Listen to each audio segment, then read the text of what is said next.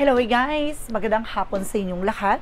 On this your guest from my Sagari channel, a fatal or uso matarder. Sa ngayong hapon na to, tignan natin sabihin sa inyo ng ating mga gabay. So this is a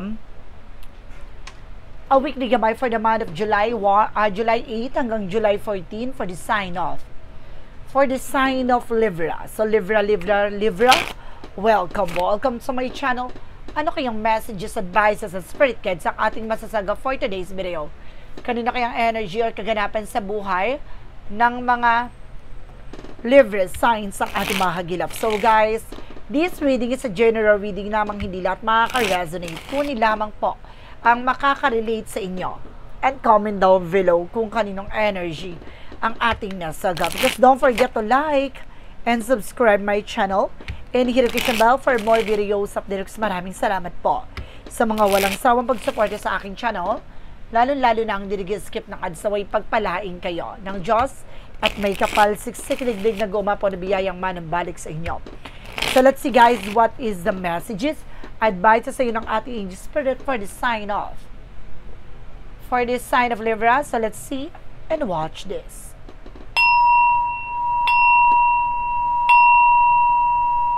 Angel spirit, please give me information po. Ano kayong gusto sabihin sa iyo ng ating mga baraha? Okay, there's a Knight of Cups. There's something proposal, promotions. There's something, an offer coming in. No, maraming parating na offer for you. No, there's something higher level commitment. No, there's something proposal, romantic proposal. Let's see what is the additional messages. So there's a Ten of Pentacles na magkakaroon ka ng long-term success, financial security, no, and of course, unexpected financial windfall. No, may mga bigla ang offer na hindi mo inaakala, no, hindi mo inaadya, hindi mo ina-expect. And there's the Lovers, na magkakaroon ka ng long-term success and long-term relationship. Talagang pang matagal. Offer ito na magkakaroon ka ng pang matagalang eksena, no, na magiging masaya ka. Mag-ingat ka lang. There's a Ten of Swords, sabotage. No, may susubok na sabotahihin ka, traidorin ka, mag-ingat ka. And there's a Seven of Swords, sneakiness, cheating, lying on you. Na meron ditong mag-cheat or magsisinungaling behind your back, mag-ingat po kayo. Na huwag ka basta-basta magtitiwala. And of course, or maniniwala. There's a Death card with an ending and a new beginning. Na may mga bagay na mawawakasan na, may mga bagay na matatapos na. No, mag-ingat ka sa mga kaibigan na pinagkakatiwalaan mo. Huwag kang magtitiwala ng lubos sa kanila. No? Baaring tatraidorin ka nito. There's a Knight of Cups. Represent with the Temperance. No, this is something a perfect timing. No, have patience. Kailangan mo haba na pasensya mo. Maging kalmado ka. Hintayin mo yung tamang pagkakataon para sa iyo. No, may offer na paparating. Huwag kang sunggab ng sunggab. No, pag-isipang mabuti. What is the Ten of Pentacles? The Ten of Pentacles represent what? There's a Ten of Cups. No, there's a happiness. Ultimate happiness. No, magiging masaya ka talaga na walang humpay. Talagang wala kang mapaglalagyan ng saya talaga dito. No, mag-uumapaw ang iyong kaligayahan. Additional messages. Represent guys with a Knight of Swords. There's a success driven. No, may mga bagay na unti-unti mo na mapagtatagumpayan. No, makukuha, mabilis na ang sitwasyon na to. Bibilis ang sitwasyon, lalo-lalo na usapin sa relasyon. No, kumbaga, some of you, no, wala pang isang taon magsasama na kayo, wala pang isang taon magkakasal na kayo. No, there's a Two of Cups with a partnership, no. Ito yung sinasabi ko, mag-ingat ka sa mga taong pagkakatiwala mo kasi tatraidorin ka nito. No, hindi lahat ng mga taong matagal mo nang kilala ay dapat mong pagkatiwalaan, or hindi lahat ng mga taong nakakasama mo palagi ay dapat mong pagkatiwalaan. Mag-ingat po kayo. There's a Six of Swords with the transition, lalo-lalo na, no, kung may pupuntahan kang tatawid bangka, mag-ingat po kayo. Meron ako na sense dito na hindi ka nais-nais na nakikita ko. Kakaiba to. Na mag-ingat kayo, trahedya to guys. Na may death card kasi na lumabas. Mag-ingat po kayo, wag kayong pupunta sa isang lugar na tawid dagat or tawid bangka, ganon. No, mag-ingat po kayo. And of course, there's something guys with the Queen of Pentacles, being security, maging practical ka, how to manage your finances, no? Kasi magbabago to, magkakaroon ka ng transformation sa mga pinagdaanan mo, sa mga naranasan mo, mas matututo ka na. And of course, there's the Empress card for rebirth, no? Disconnect from the world. No, kailangan matuto kang pangatawanan at pangalagaan kung ano man yung bagay na meron ka. No, kailangan mo alagaan ang sarili mo. And of course, kailangan mo dumistansya sa mga taong minsan na nakapanakit sa'yo. This is something, a new blessing coming in. And there's a Six of Cups, no? There's something, a past person coming back. Some of you guys, no, meron ditong babalik from the past. Mag-ingat din po kayo from this person. And of course, there's a Justice card. Justisya, huwag ka mag-alala. There's something that justice will be served. Makukuha mo yung Justisya, no? Maaring nagkakaroon ng realizations. Itong ex mo, na dahil sa ginawa niya, na iniwan ka niya, nag-betray siya, no? Kumbaga, nagkakaroon siya ng pagsisisi dahil palpak ang pinalit niya. Additional messages. And of course, there's something, the sun can be the pure positive outcome. No, bago pa mangyari to, magiging maliwanag na to sa'yo. No, bago pa mangyaring traiduran, no, maaaring maliliwanaga ka na, malalaman mo na kagad. Diba? And of course, there's a Nine of Pentacles, there's a potential for abundance. No, may potential ka para maging masagana buhay mo. No, lumayo ka sa mga toxic na tao, negative na tao, sinungaling, manloloko, no, manggagamit, lumayo ka daw dyan. There's a user kasi ako nagamit ay nakita dito There's something, the King of Cups, no, there's something devoted, supportive person na may taong sumusuport at gumagabay sa'yo dito. There's an ancestor guides na yumao na may mahal ka sa buhay dito, maaaring ginagabayan ka, maaaring tatay mo, lolo mo, kuya mo, no, brother mo, or tsuhin mo na gumagabay sa'yo. Let's see for the outcome. So, there's a Trio of Wands for waiting for ship. May mga bagay na hinihintay ka, maaaring dumating na. And the Knight of Cups, something, a wish fulfillment. Matutupad yung mga pangarap mo. Ano man yung bagay na ninanais mo. No, and of course, there's something, the Five of Pentacles. Mag-ingat ka lang, maging balanse ka pagdating sa finances para hindi ka na nagigipit, no? Para hindi ka naiipit kasi ang nangyayari dito, nagiging padalos-dalos ka sa mga kagastusan, no? Sa paggastos. And of course, there's an Eight of Swords. There's a lot of toxic and negativities around you. Napapalibutan ka talaga ng toxic, no? And of course, there's a Five of Wands. Kakompetensya, kalaban. Meron talaga nagbibigay komplikasyon para malasing ka, especially pagdating sa finances kasi napapalibutan ka ng toxic. And the Page of Wands, there's a good news coming in. May magandang mensahe. May parating na good news, phone call, messages, an email for you. So let's see what is additional messages tayo. Pagdating naman tayo for finances and career, love life at kalusugan. Alamin na natin yan, guys. So let's watch this. Okay, for finances and career, shuffle lang tayo ng very light. Umpisa natin for finances and career na. Represent, guys, with a wheel of fortune. Wow, there's a turning back. No, suswertihin ka na this time. No, gaganda na ang ikot ng kapalaran pagdating sa pagkakaperahan. No, there's something, a good fortune. And of course, there's something, the moon card with a dream coming true. Matutupad yung mga pangarap mo. At may mga bagay na marireveal na sa'yo. No, matutuklasan mo sa likod nito. And there's a Eight of Pentacles. No, mag-focus ka sa trabaho, negosyo, hanap buhay mo. No, huwag ka magpapadistract. Mag-concentrate ka sa ginagawa mo. There's a page of surveying curiosity. So, kailangan alamin mo lahat ng bagay na makakatulong sa'yo. For some of you, may nag-i-stalk sa'yo by social media. It's like a client, no, customer. There's a magician for manifestation. Ano man yung bagay na ninanais mo, madali mo siyang makuha. Madali mo siyang mapanghawakan. And there's something, the Four of Pentacles. See, basta proteksyonan mo at pangalagaan mo ang mga pinaghirapan mo. Maging mautak ka na. Maging wais ka na, no, sa mga pinagtatrabahuhan mo. Pagdating naman tayo sa love life, so there's a Five of Cups, no?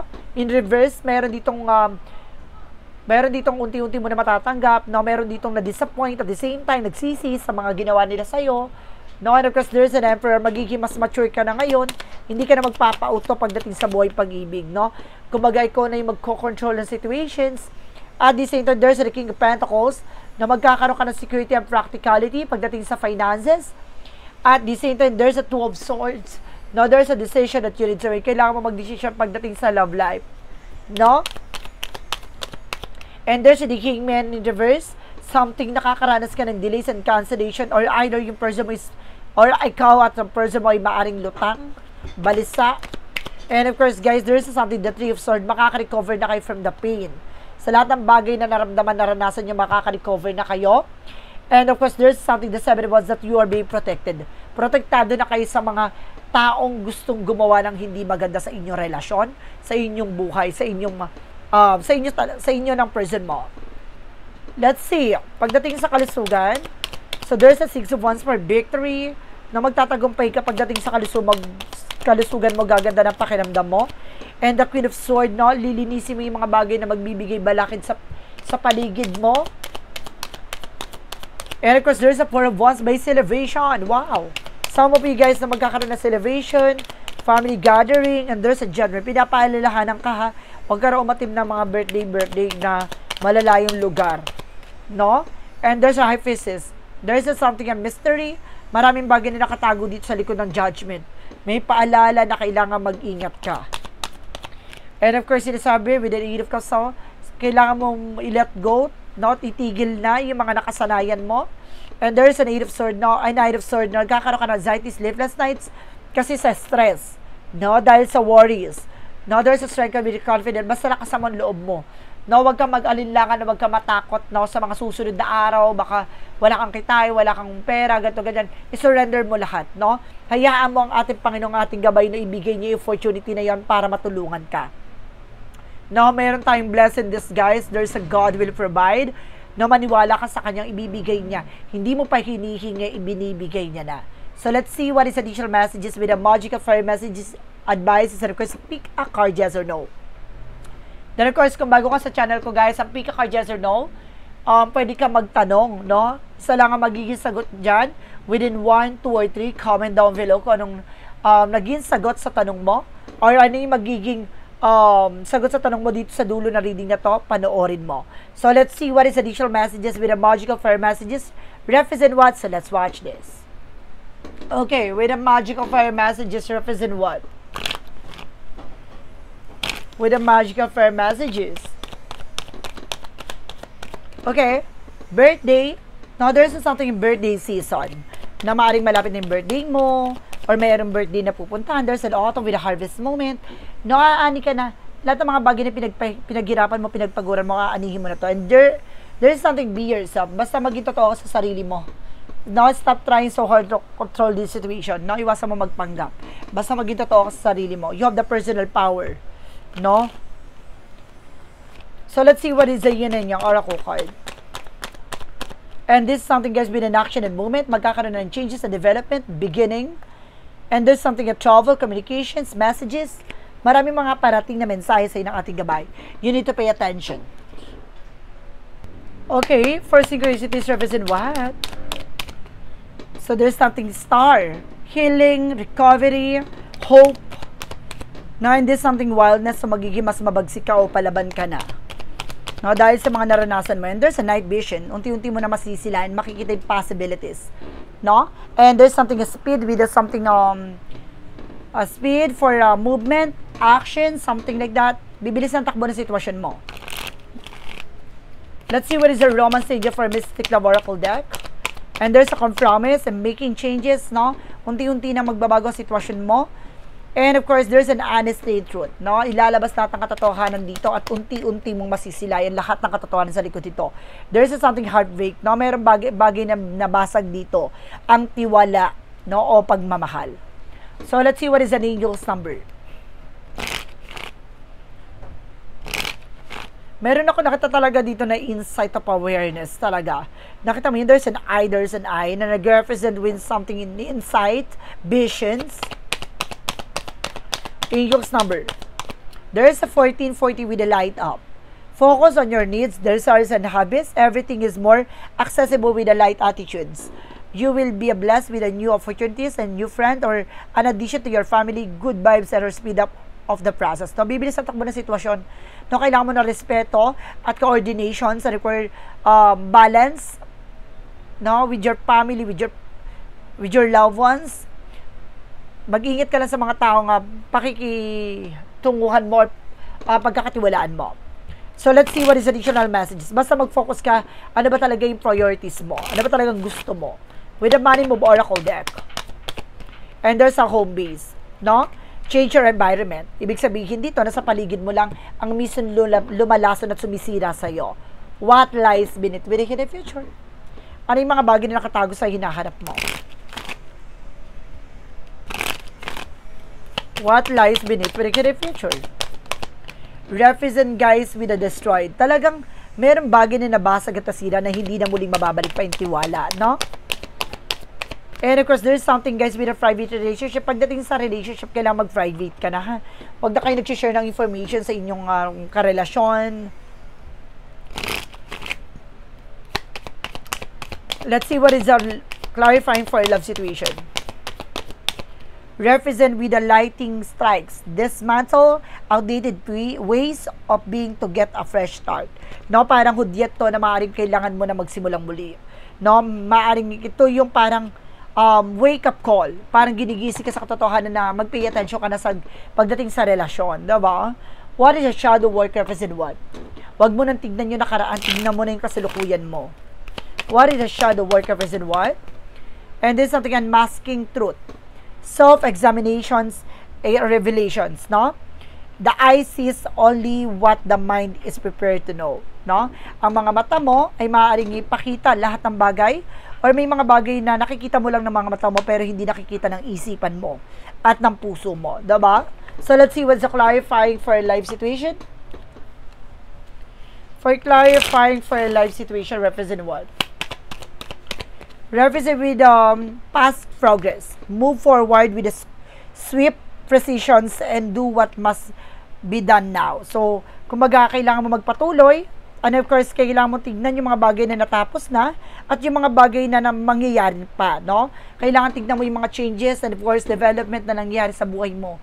Huwag mong tignan yung mga hindi pa nangyayari sa'yo, no? Tignan mo yung mga magagandang nangyari and progress, changes, development sa buhay mo. So, let's see what is a part of the light. Represent what? What is a part of the light? Represent what?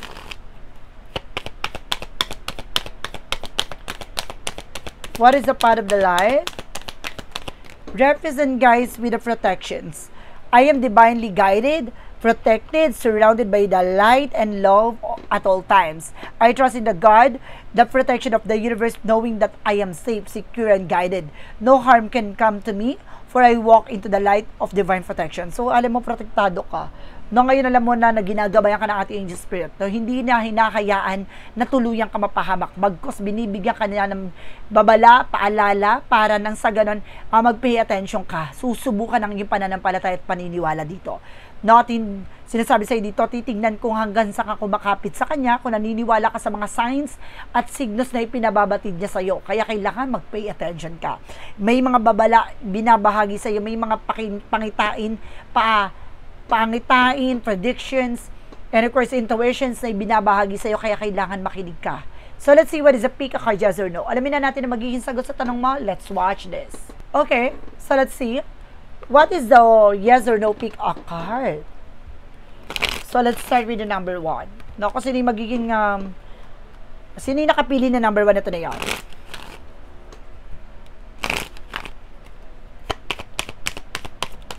And there's a yes. Flow with the current natural progress. So, see, dadaloy na. No, at natural na progreso nangyayari sa buhay mo na ngayon. Mararamdaman mo na, mararanasan mo na may changes sa development na. Number 2, there's a no.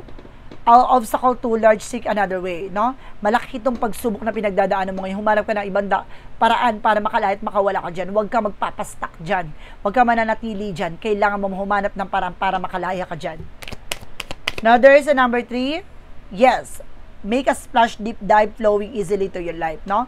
Kumbaga, kailangan mong sumabay sa agos ng eksena, no? Kailangan mong mas galingan at mas kumbaga, laliman pa, no? Ang iyong gustong mangyari sa buhay mo.